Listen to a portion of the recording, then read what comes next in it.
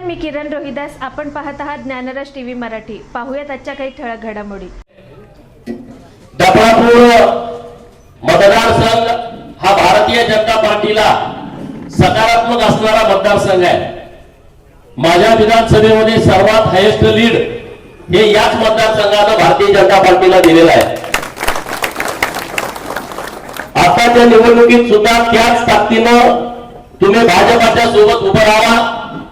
विकासाच्या बाबतीमध्ये तुम्हाला कुठली आणि कसलीच अडचण येऊ देणार नाही हा शब्द मी तुम्हाला सर्वांना जाहीरपणे देतोय.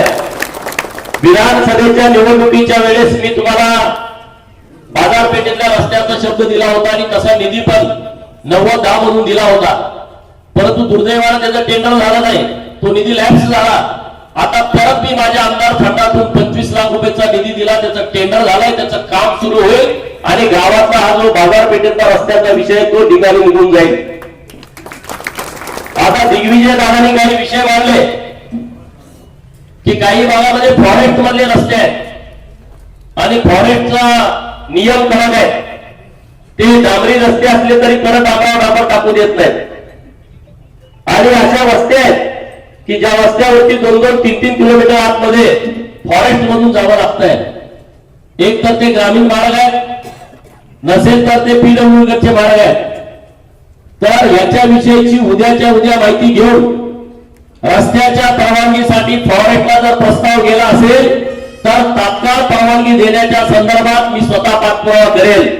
जर प्रस्ताव गेला नसेल तर पुढच्या 8 दिवसाच्या आतमध्ये सगळ्या फॉरेस्ट मधल्या रस्त्यांचे प्रस्ताव देण्याची सूचना मी अधिकाऱ्यांना देईन आणि ते सगळ्या परवानग्या करून घेऊन त्याच्यावरती निधी तुम्हाला उपलब्ध करून देईन. कुठली अडचण येणार नाही, कसली अडचण येणार नाही. इकडे कुंडूर असेल, सिंगणापूर असेल, सिलकेवाडी असेल, निर्वाड असेल, जिरग्याल असेल, खराटी असेल, डफळापूर प्रॉपर गाव असेल, पलीकडे कंटी बेळंकी असेल, बाज असेल, आंकले, दोरली, हिवडे, धावरवाडी या सगळ्या गावामध्ये मी मोठ्या प्रमाणात निधी दिलाय. एक पण गाव असं नाही की ज्या गावामध्ये मी निधी दिला नाही. आणि तो 2-3 वेगवेगळ्या कामाचे निधी आलेले आहेत 1 वर्षाच्या आतमध्ये. आता मला 12-14 महिने झाले आमदार तुम्ही करून. तर आता बजेट आपलं 23 तारखेला आहे फेब्रुवारी मध्ये आणि शेकडो कोटी रुपयाचा निधी आपल्या जत तालुक्याला आणण्यामध्ये आम्ही यशस्वी होणार आहे. तुम्ही चिंता करू नका कामाच्या बाबतीमध्ये, अजिबात काळजी करू नका. याच डफळापूर जिल्हा परिषद गटामध्ये 2 मंदिरं मोठी आहेत. एक खराटीचं लक्ष्मी मातेचं मंदिर आहे, सरपंच मॅडम इथं आहे. तीर्थक्षेत्र भावाचा प्रस्ताव करणं, तीर्थक्षेत्र भाव मध्ये मंजूर करणं आणि त्याला 5 कोटी रुपये निधी देण्याचं काम आपल्या महाराष्ट्र सरकारनं केलं आहे. आणि लाखो लोक येतात खराटीला लक्ष्मी मातेचं दर्शन घेण्याला. त्या सुविधा त्या पाहिजे होत्या त्या सुविधा तिथं नाहीत. ब्रह्मनाथाचं मंदिर डोरलीचं आहे, हजारो लोकांचं कुलदैवत आहे, ते पण फॉरेस्ट मध्येच आहे. जाताना तिथं पण रस्त्याचा प्रॉब्लेम आहे.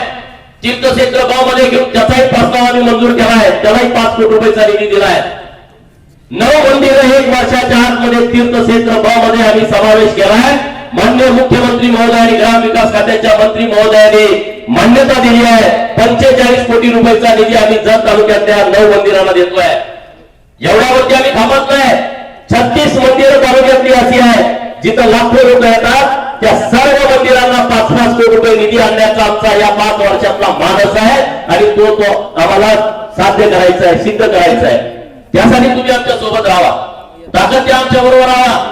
कालच केंद्राचं बजेट झालं, परवाच्या दिवशी 53 लाख कोटी रुपयाचं बजेट केंद्र सरकारनं मांडलंय. 2014ला नरेंद्र मोदी साहेब पंतप्रधान होण्यापूर्वी भारत हे जगामध्ये 11व्या स्थानी होता. अर्थव्यवस्था 11 नंबरची होती जगातली, आता ती 4 नंबरला आली आहे.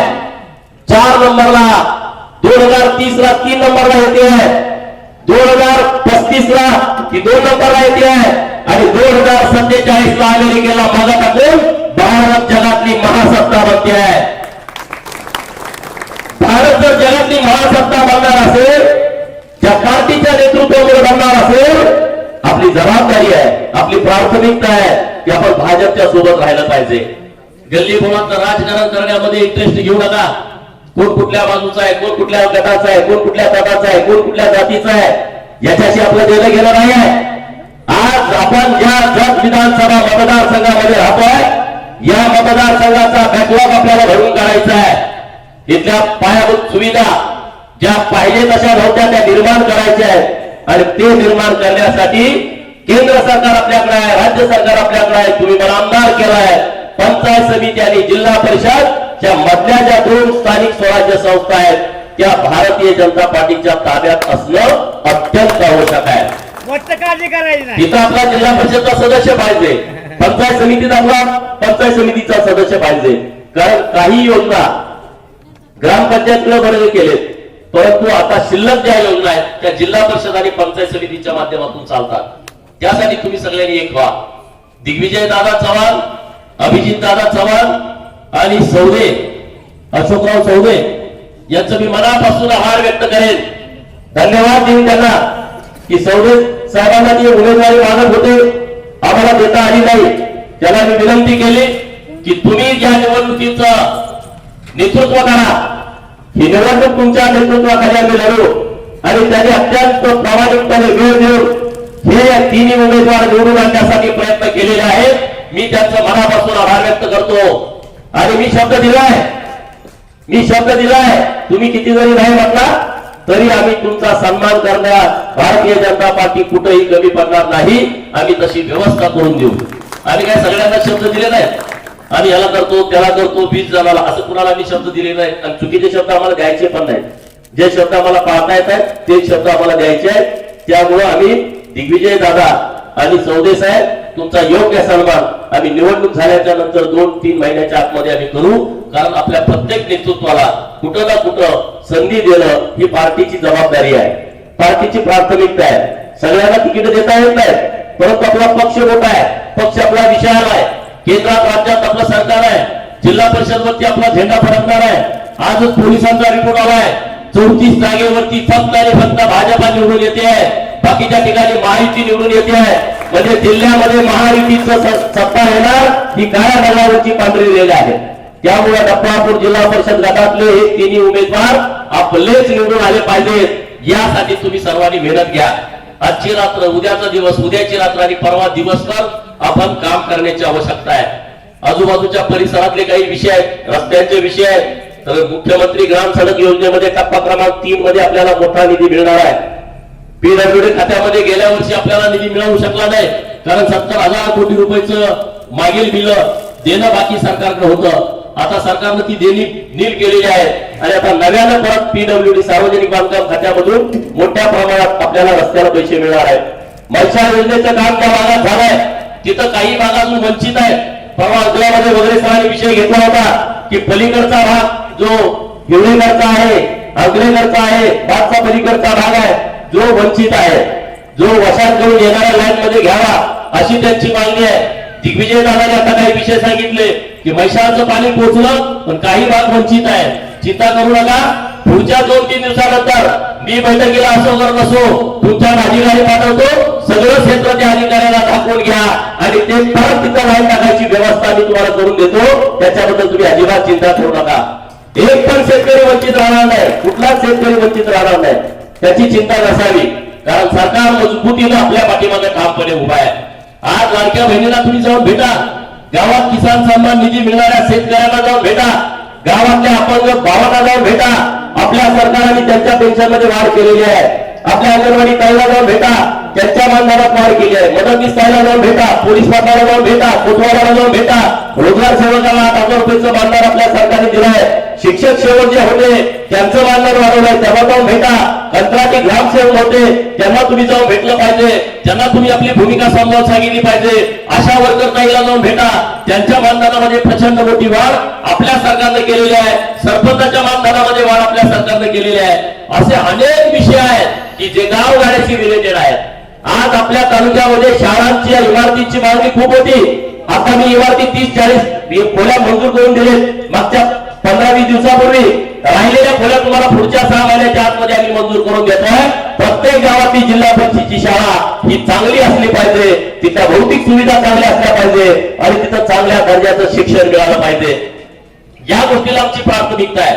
आज अंगणवाडीच्या इमारती बांधायचं काही बाकी आहे, त्या इमारतींना आम्ही आता निधी उपलब्ध करून देतोय। कन्नड माध्यम, मराठी माध्यम आणि उर्दू शाळा 3 भाषेमध्ये तिथं शिकवलं जात आहे। आणि तिथं शिक्षकांची संख्या कमी होती. मी स्वतः पाठपुरावा केलाय.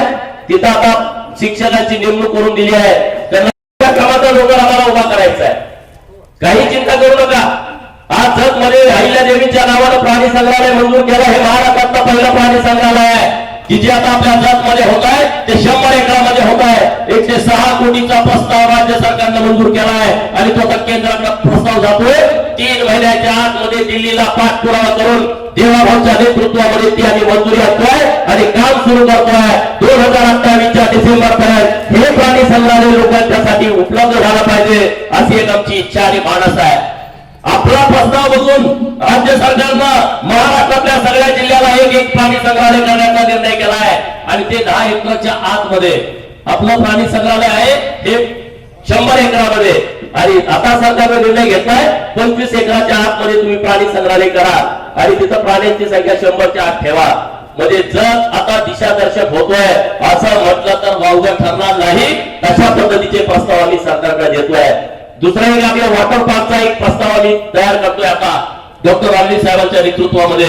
जर वॉटर पार्कचा प्रस्ताव आम्ही मंजूर करून नगर परिषदेच्या मालकीचं जर वॉटर पार्क जत मध्ये करू शकलो, वॉटर पार्क आणि प्राणी संग्रहालय रोज 5,000 लोक जतला येतील अशी व्यवस्था करायची आमची इच्छा आहे की जेणेकरून 50 लाख रुपयाची रोजची उलाढाल जत मध्ये वाढणार आहे आणि आपल्या लोकांना त्याचा फायदा होणार आहे. अशा पद्धतीचा आम्ही विचार करतोय. त्यामुळं पाणी तर आलं पाहिजे. त्या गोष्टीला आमची प्राथमिकता आहे.